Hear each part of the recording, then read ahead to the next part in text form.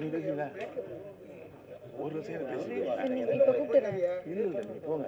நான் 3 பேர்கள் பண்ணி அனுப்புவேன். 5 நிமிஷம் பேச போனேன். அப்போ நான் தான் ரங்கநாதன் நினைச்சிருக்கேன். சொல்லிடுறேன் சார்.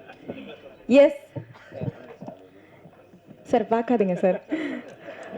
பல பவர்ஃபுல் பர்ஃபார்மன்ஸ் கொடுத்து இன்னைக்கும் நம்ம மனசுல இடம் பிடிச்சிருக்க நடிப்பு அரக்கன் ஆல்ரெடி சொல்லிட்டேன் சார். அதை வயசானாலும் இன்னைக்கும் இளமையா இருக்கக்கூடிய ராதா ரவி அவர்களே ஒரு சில வார்த்தைகள் பேசுமாறு கேட்டுக்கொள்கிறேன்.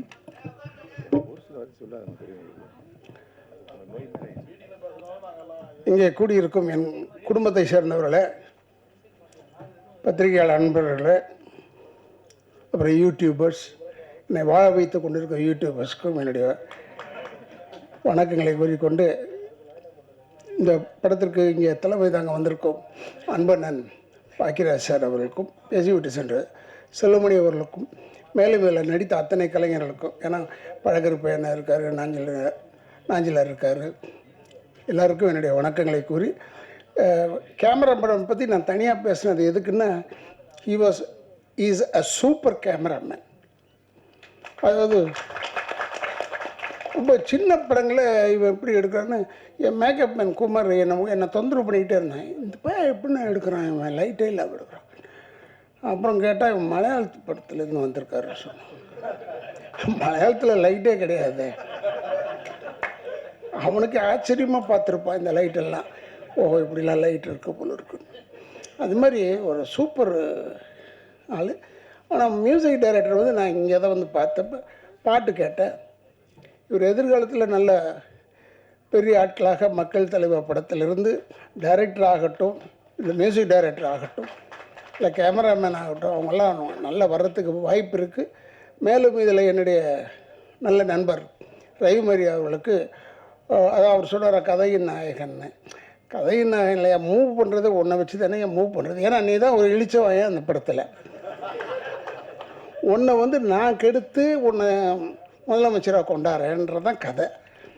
அப்போ நீ எப்படி நீ வந்து வருத்தப்பட்டு சொல்லிக்கிட்டே இருக்கிறதுலேயே இழிச்சவாயன் நீ தான் அந்த படத்தில்.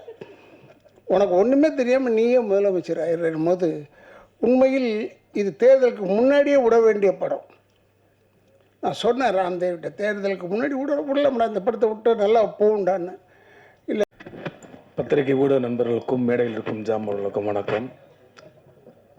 நான் இங்கே வந்ததே ரவிமரி அக்கா தான். இந்த யூனிட்டை பற்றி எதுவுமே தெரியாது.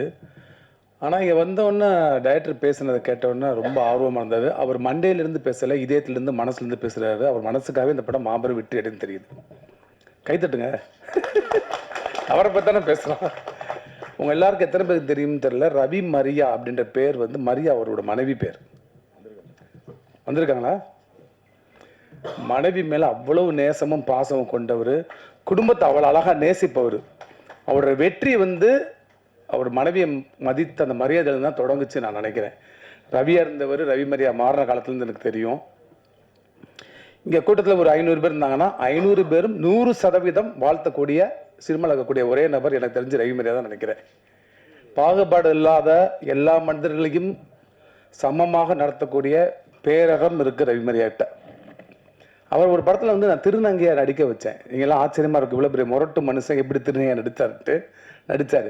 மீசையில் எடுத்தார், மொத்த உடம்புல எத்தனை முடியையும் வலிச்சுட்டு படத்தில் வந்து ஒரு பரதநாட்டியம் ஆடிக்கிட்டே வந்து ஃபைட் பண்ணுற மாதிரி சீக்வன்ஸ் இருக்கும். அதுக்காக பரதம்லாம் போய் கற்றுட்டு வந்து நடித்தார். இந்த மாதிரி அவரை பற்றி நிறைய டெடிக்கேஷனான விஷயங்கள், அவருடைய ஈடுபாடு அர்ப்பணிப்புலாம் நம்ம எல்லாருக்குமே தெரியும். ரவிமரியாட்ட வந்து ஒரு ஸ்பெஷல் குவாலிட்டி இருக்குது. எந்த வேலை செஞ்சாலும் அதை முழுமையாக 100% செய்வார். 99.9 கூட செய்ய மாட்டார். ஒரு முறை நான் கேட்டேன், சினிமாவில் ஜெயிக்கிறது அப்படின்றது கிணத்துக்குள்ள இருந்து எந்திரிக்கிற மாதிரி. 99.9 நீ எந்திரிச்சாதான் கீழே விழுந்துருவா. ஸோ 100% ஒரு வேலை செஞ்சால் தான் வெளியே வர முடியும்னு சொல்லி அந்த ஈடுபாட்டு டெடிக்கேஷன் தான் அவர் இன்னைக்கு ஹீரோவாக மாற்றிருக்கு நான் நினைக்கிறேன். அடிக்கடி கேட்பார். என்னுடைய தொடர்ந்து 3 படங்கள் நடித்தார். இப்போ சமீபத்தில் படங்கள் அவர் பயன்படுத்த முடியல. முந்தி நீ வந்து ஒரு சாதாரண நடிகனாக இருந்த உன்னை வந்து சின்ன சின்ன ரோலில் பயன்படுத்த முடியும். இப்போ எல்லாருக்கும் தெரிஞ்ச ஒரு முழுமையான நடிகனை மாறிட்ட. உன்னை சரியாக பயன்படுத்தினா மட்டும்தான் கூப்பிட முடியும். நீ வந்து இப்போ வந்து பி கிரேட்லேருந்து ஏ கிரேட் ஆர்டிஸ்டாக மாறிக்கிட்டு இருக்கிற. அதனால் கரெக்டான டைத்தில் கூப்பிடுன்னு சொல்லியிருக்கிறேன். அது நிச்சயம் அடுத்த படத்தில் நடக்க நான் நம்புகிறேன். ரவிமரியா மனசுக்காகவும் இந்த யூனிட்டுக்காகவும் இந்த படம் மாபெரும் வெற்றியடைய வாழ்த்துகிறேன். பாய்.